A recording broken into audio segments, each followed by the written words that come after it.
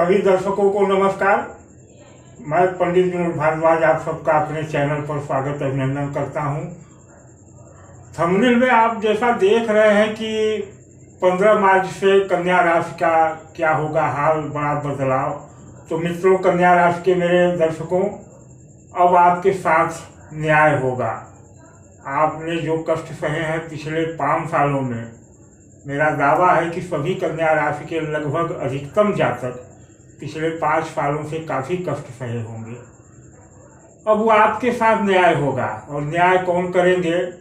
तो न्याय करेंगे शनि देव, जो आपके पंचमेश हैं, और न्याय करेंगे सूर्य, जो ग्रहों के राजा हैं। और आपकी कुंडली में, आपकी जन्म पत्रिका में व्ययेश होते हैं, लेकिन अब न्याय करेंगे। न्याय करेंगे आपके लग्नेश बुध, क्योंकि आपने पीड़ा झेली है पिछले 5 सालों से। और न्याय कैसे होगा? तो न्याय ऐसे होगा कि 30 साल बाद लगभग यह परिस्थिति आ रही है जब आपके योग कारक महाराज शनिदेव अपने स्वराशि त्रिकोण राशि कुंभ राशि में विराजमान हैं और 15 मार्च को शतभिषा नक्षत्र में प्रवेश करने जा रहे हैं, जो कि राहु का नक्षत्र है।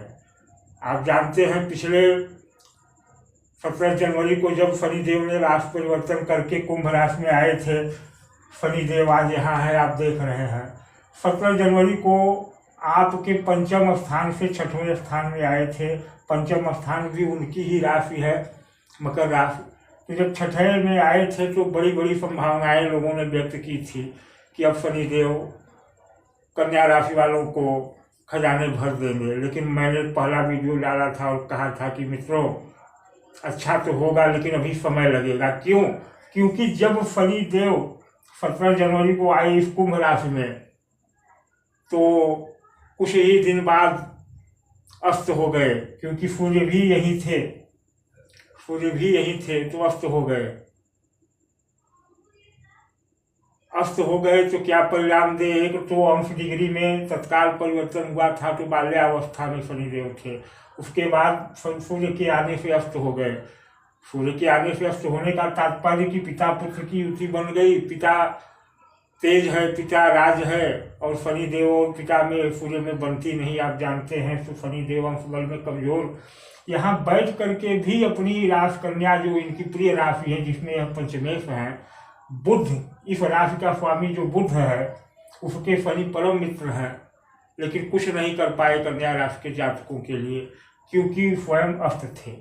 अब जब 5 मार्च को शनिदेव उदय हो गए हैं, तो भी अभी सूर्य इसी राशि में है, इसलिए अभी खुलकर नहीं कर पा रहे हैं। वैसे भी शनिदेव बहुत धीमे करने वाले ग्रह हैं, लेकिन अब खुलकर शनिदेव कन्या राशि वालों को करेंगे। कैसे करेंगे?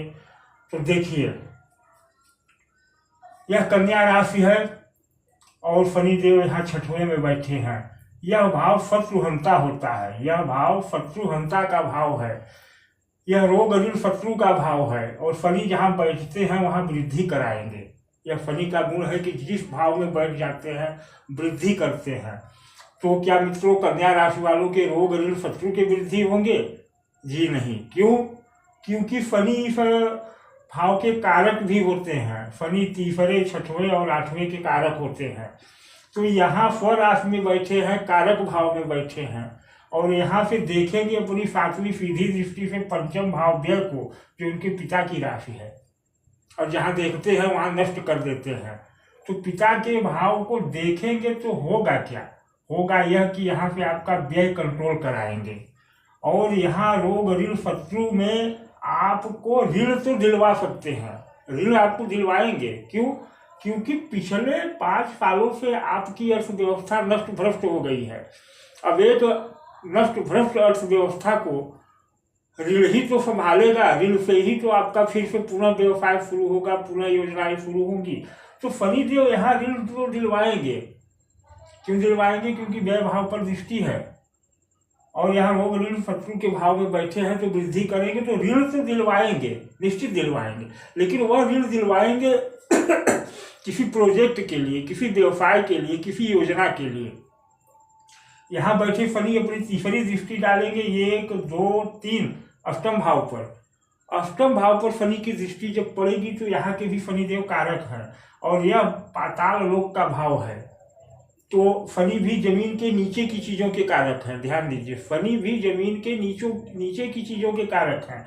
और तीसरी दृष्टि डालेंगे पाताल के भाव पर, यहाँ पे दुर्भाग्य का भी होता है, जीवन मृत्यु का भी होता है।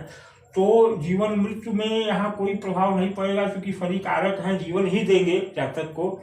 लेकिन यहाँ दृष्टि डाल करके वो करेगा कि क्या कि जो कन्या राशि के जातक माइनिंग फील्ड से जुड़े हुए होंगे, किसी भी तरह की माइनिंग से, उनको तो विशेष लाभ कराएंगे क्योंकि जहाँ दृष्टि पड़ रही है कारक। सातवीं दृष्टि आप जान ही रहे हैं व्यय भाव पर पड़ेगी, व्यय को कंट्रोल कराएंगे। फिर 10वीं दृष्टि पड़ेगी 7, 8, 9, 10 यह भाव, यहाँ भी शनि कारक है। यहाँ दृष्टि पड़ेगी शनि की तो यहाँ भी शनि कारक है।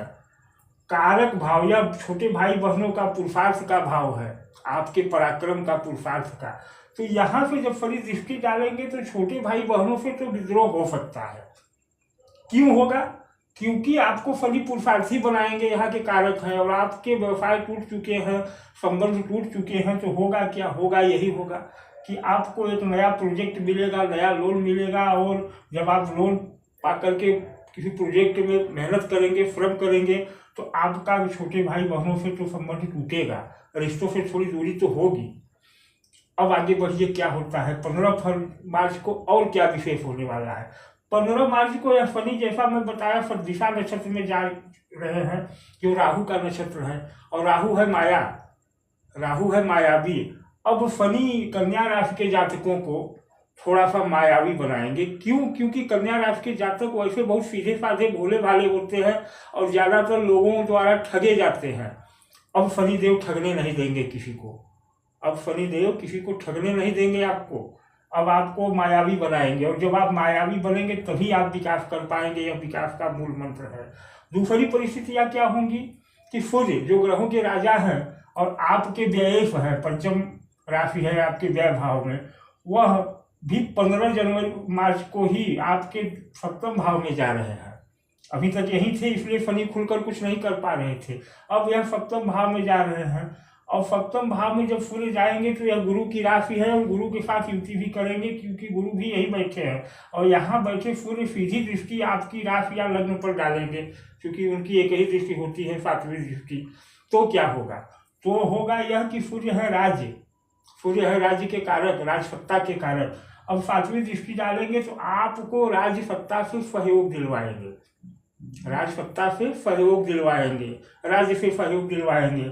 आपको कोई टेंडर, कोई ठेका, कोई प्रोजेक्ट मिल सकता है सरकारी योजनाओं से, यह सूर्य कराएंगे। दूसरा क्या कराएंगे सूर्य यहाँ आकर के? यह है पार्टनरशिप का भाव, पार्टनरशिप, पार्टनर।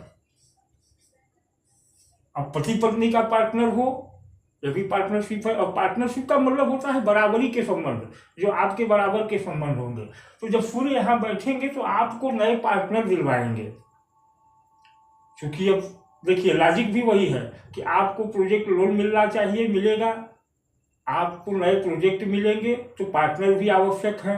तो 1 महीने 15 मार्च से 15 अप्रैल तक सूर्य यहाँ रहेंगे तो आपको अच्छे संबंध वाले पार्टनर भी दिलवाएंगे। शनि दिलवाएंगे प्रोजेक्ट, शनि दिलवाएंगे ऋण, और सूर्य दिलवाएंगे आपको नए पार्टनर। क्योंकि अब व्यय भाव के स्वामी हैं, 7वें में आ रहे हैं, तो यहाँ व्यय तो कराएंगे। व्यय कहाँ कराएंगे? इस भाव में। यह भाव क्या है? पत्नी का भाव है, पार्टनरशिप का भाव है, व्यवसायिक संबंधों का भाव है। तो जो सूर्य व्यय कराएंगे, क्योंकि द्वादशेश है तो व्यय तो कराएंगे, तो व्यय यहाँ कराएंगे इस भाव में, नए संबंधों को जोड़ने में, नई पार्टनरशिप को। अब शनि इसके बाद क्या करेंगे कि जब सतभिषा नक्षत्र में चले गए तो शनि राहु के संबंध में हो जाएंगे, राहु की ऊर्जा। और राहु आपकी कुंडली में, ध्यान दीजिए, राहु कन्या राशि को अपनी राशि समझता है, जो सबसे बड़ी बात है, क्योंकि राहु को कोई स्वतंत्र राशि नहीं मिली है, तो राहु कन्या राशि को अपनी राशि मानता है। अतः जब शनि योग कारक दृष्टि हो जाएगी शनि की, और शनि राहु के नक्षत्र में आ जाएंगे, मतलब एक तरह से कहा जाए लग्नेश, कन्या का लग्नेश राहु भी है। अगर बुध अंश बल में कमजोर होता है तो राहु को देखा जाता है, तो इस राशि में राहु योग कारक होता है, तो योग कारक ग्रह के नक्षत्र में शनि बैठेंगे और राहु इस तरह से शनि के द्वारा आपको सब कुछ देगा। क्योंकि शनि राहु आपका कहाँ है, अष्टम भाव में। यह 30 अक्टूबर तक यही रहेगा।